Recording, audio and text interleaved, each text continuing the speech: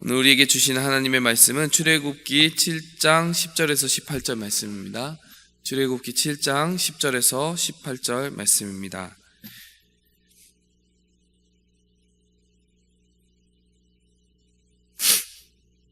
모세와 아론이 바로에게 가서 여호와께서 명령하신 대로 행하여 아론이 바로와 그의 신하 앞에 지팡이를 던지니 뱀이 된지라. 바로도 현인들과 마술사들을 부르매 그 애굽 요술사들도 그들의 요술로 그와 같이 행하되 각 사람이 지팡이를 던짐에 뱀이 되었으나 아론의 지팡이가 그들의 지팡이를 삼키니라. 그러나 바로의 마음이 완악하여 그들의 말을 듣지 아니하니 여호와의 말씀과 같더라. 여호와께서 모세에게 이르시되 바로의 마음이 완강하여 백성 보내기를 거절하는도다. 아침에 너는 바로에게로 가라. 보라, 그가 물 있는 곳으로 나오리니 너는 나일강가에 서서 그를 맞으며 그 뱀되었던 지팡이를 손에 잡고 그에게 이르기를 히브리 사람의 하나님 여호와께서 나를 왕에게 보내어 이르시되 내 백성을 보내라. 그러면 그들이 광야에서 나를 섬길 것이니라 하였으나 이제까지 내가 듣지 아니하도다. 여호와가 이같이 이르노니 내가 이로 말미암아 나를 여호와인 줄 알리라. 볼지어다 내가 내 손의 지팡이로 나일강을 치면 그것이 피로 변하고 나일강의 고기가 죽고 그 물에서는 악취가 나리니 애굽 사람들이 그 강 물 마시기를 싫어하리라 하라. 아멘. 여러분, 지금 모세와 파라오의 대결은 영적 전쟁의 축소판이라고 할 수 있습니다. 세상 권력을 잡고 있고 하나님을 모른다, 여호와가 누구냐라고 묻는 그 파라오 앞에서 오늘 모세는 하나님이 주신 권능과 또 주신 그 입의 말씀을 가지고 파라오와 맞서고 있는 것입니다. 하나님께서요, 그 기적을 주실 때마다, 재앙을 하나씩 베풀 때마다 그 재앙 이후에 있을 일에 대해서 이렇게 말씀하십니다. 나를 여호와인 줄 알리라. 17절에 그렇게 말씀하고 있는 거죠. 그러니까 여호와가 누구냐라고 묻는 파라오 앞에서 이제 그 재앙을 하나하나 베풀 때마다 이로 말미암아 여호와가 누군 줄 알리라. 여러분, 하나님을 모르는 세상 가운데서 하나님을 알리는 것, 그것이 우리 크리스찬의 삶의 본질 아닙니까? 그리고 하나님을 모르고 살아가고 또 알려고 하지 않는 것, 그것이 죄와 악과 심판의 멸망 가운데 놓여있는 세상의 본질 아닙니까? 여러분, 우리는요 부지런히 하나님을 알아야 됩니다. 뿐만 아니라 그 하나님을 알려야 됩니다. 그 안에 생명이 있습니다. 하나님을 아는 것이 우리 성경에서는 생명 그 자체라고 이야기를 합니다. 요한복음 17장 2절에서 3절에 이렇게 이야기합니다. 아버지께서 아들에게 주신 모든 사람에게 영생을 주게 하시려고 만민을 다스리는 권세를 아들에게 주셨음이로소이다.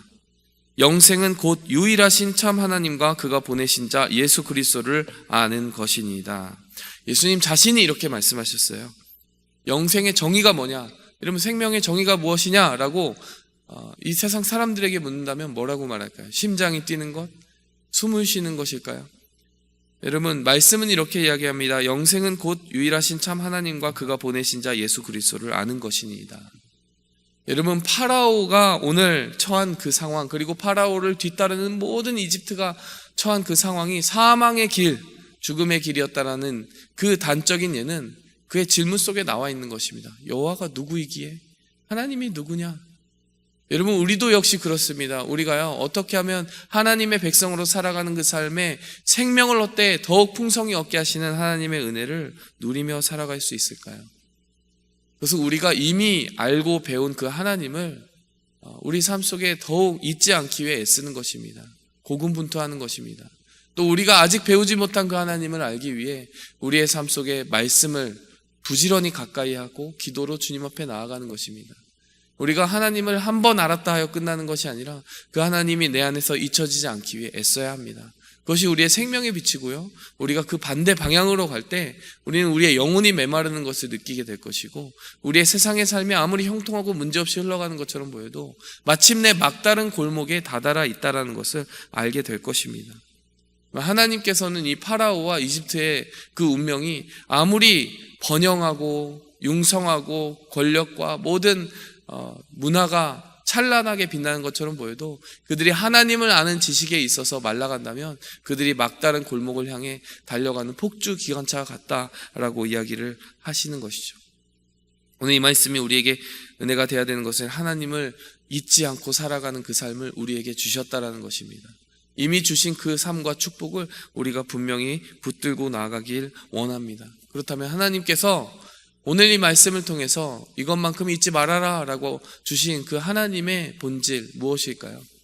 하나님은 파라오에게 10가지 재앙을 통해서 하나님에 대해서 알리고자 하셨다. 그러니까 하나님은 단순한 분풀이가 아니라 하나님을 알리고자 하셨다면 그 재앙에도 다 의미가 있다는 것을 우리가 알고 그 의미를 살펴봐야 됩니다. 첫 번째 재앙의 의미가 무엇일까요? 첫 번째로 이런 재앙이 있었죠. 뱀이 뱀을 먹는. 그러니까 모세가 던진 지팡이가 뱀이 되고 파라오의 요술사가 던진 지팡이도 뱀이 되었는데 모세의 지팡이가 변한 그 뱀이 파라오의 요술사가 던진 그 지팡이가 변한 뱀을 먹어버렸다라고 하는 그 내용을 우리가 보았습니다. 여러분, 이 내용은 우리가 그냥 쉽게 생각해서 권세 그리고 권력의 충돌이라고 볼 수 있을 것입니다. 여러분, 여러분 이전 본문에서 이미 제가 말씀드린 적이 있죠. 여러분, 이집트 땅에서 뱀은 파라오의 권세 그 자체를 상징하는 것이에요. 파라오가 쓰고 있는 그 모자, 그 의전용 모자에 뱀이 이렇게 달려있는 것을 우리가 유적을 통해서 보고 있습니다. 그들에게는 뱀이 부정적인 의미가 아니라 권력 그 자체를 상징하는 것이었어요. 권세를 상징하는 것이었습니다. 여러분, 근데 모세의 지팡이가 변화해서 만들어진 뱀이 그 뱀을 삼켰다는 것은 하나님의 권세가 인간의 권세를 당연히 누르고 압도한다는 것을 의미하는 것이죠. 그러면 더 나아가서 사탄이 대표하는 그 사탄의 권세를 하나님의 권세가 넉넉히 누르고 이기는 그런 것이 있다는 것을 보여주고 있는 것입니다. 파라오의 권세가 모세를 조금도 상하게 하지 못할 것을 그 사건에서, 일련의 사건에서 보여주고 있는 것이고요. 그리고 모세의 손안에서 어떻게 보면 파라오가 꼼짝하지 못하고 하나님이 위임해 주신 그 권세 앞에 모세가 행동하게 될 때 파라오가 그 앞에 굴복하게 될 것을 보여주는 상징이었습니다. 여러분, 앞서 읽은 요한복음 17장 2절에서 무엇이라 말씀하였습니까? 하나님께서 만민을 다스리는 권세를 아들에게 주셨다. 모든 권세가 아들 예수 그리스도에게 있다. 그리고 우리는 또 무엇을 고백합니까? 마태복음 28장을 고백합니다. 내가 세상 끝날까지 너희와 항상 함께 있으리라, 이 말씀인데요. 그 앞부분에 세상과 하늘과 땅의 모든 권세를 내게 주셨으니 라고 이야기를 합니다. 여러분, 모든 권세가 누구에게 있습니까? 하나님께 있고 또 예수 그리스도에게 있는 것입니다. 여러분, 우리가 이 말씀을 곰곰이 기억하면서요, 왜 권세가 누구에게 있는지를 아는 것이 중요한가, 이것을 질문하고 나아가야 될 것입니다. 여러분, 왜 우리는 권세의 소재지를 제대로 알아야 될까요? 여러분, 이런 이야기를 들은 적이 있습니다. 아프리카에 스프링팍스라고 하는 그런 종의 사냥 종류의 동물들이 살고 있다라고 해요.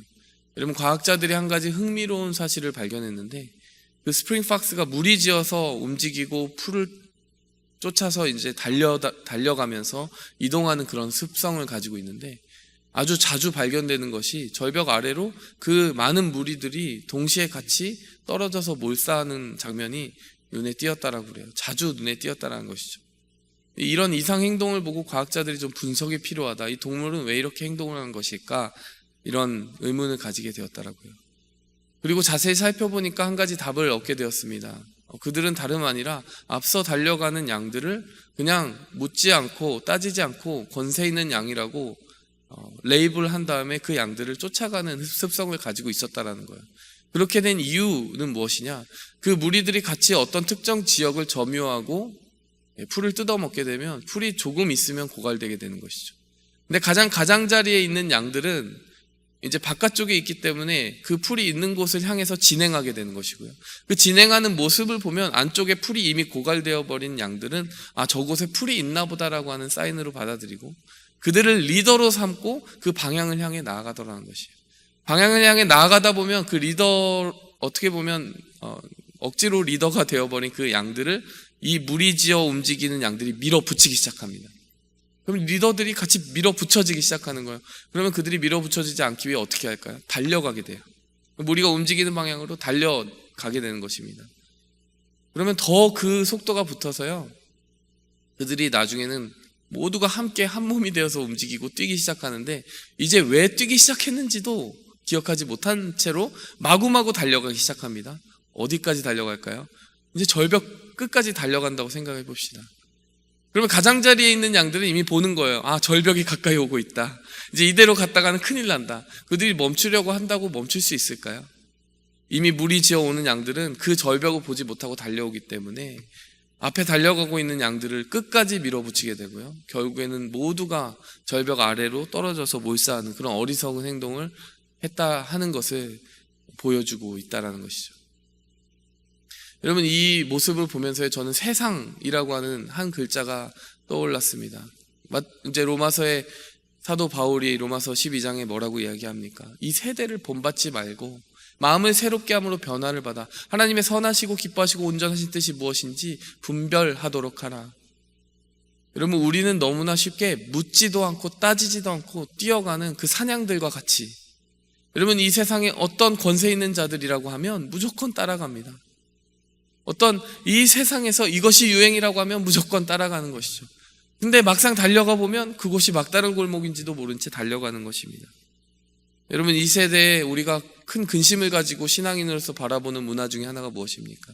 동성애 문화잖아요. 근데 그들이 거리에서 퍼레이드를 합니다. 그 퍼레이드를 보면서 저는 참 그 사냥들의 이미지가 떠올랐어요. 하나님이 기뻐하시지 않고 말씀에 비추었을 때는 마치 절벽을 향하여 달려가는 사냥과 같지만 그들이 같이 무리지어 있다라는 것만으로 서로에게 담력을 얻고 담대함을 얻어서 하나님의 말씀에 거슬러 행하는 삶을 사는 것을 보고, 그것이 어찌 사냥보다 더 나은, 그 스프링 박스라고 하는 어리석은 동물보다 나은 삶이라고 이야기할 수 있을까요? 여러분, 우리는 영적인 존재이기 때문에 하나님이 더욱 다른 동물과 피조물보다 존귀하게 지으셨습니다.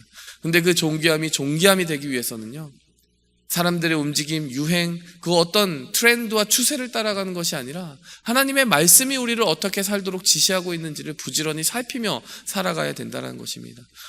어디에 권세가 있으며 어디에 그 권세가 참된 뿌리를 두고 있는지, 내리고 있는지 우리는 그것을 물으며 분별하며 또 따라가야 된다는 것이죠.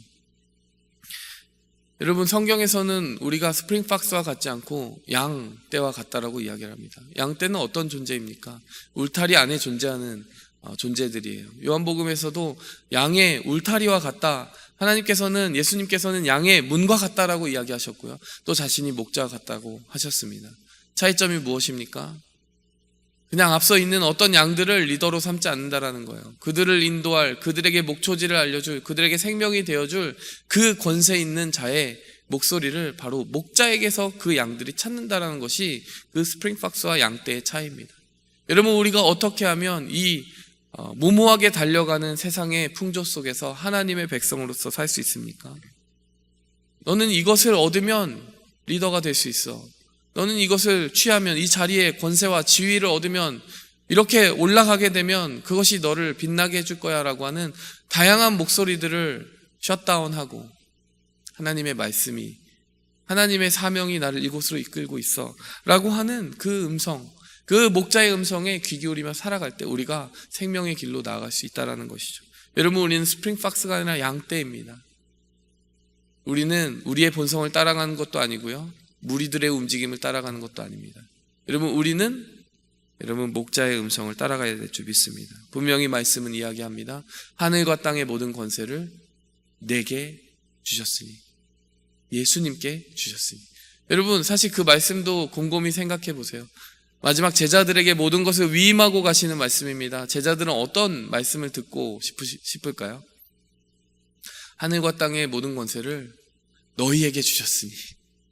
이 말씀 들으면 좀 더 든든할 것 같지 않아요? 우리에게 그 권세가 있단 말이야. 그런데 예수님은 마지막 가시면서 절대 그렇게 말씀하지 않으셨어요. 너희가 너희 힘으로 절대 설 수 없단다. 하늘과 땅의 모든 권세는 내게 있다. 그러니 나와 친밀하게 동행하고 나와 함께 하고자 선택하지 않는다면 너희에게 잠시 머무는 것 같이 보이는 그 은사와 능력도 금세 사라져버릴 거야.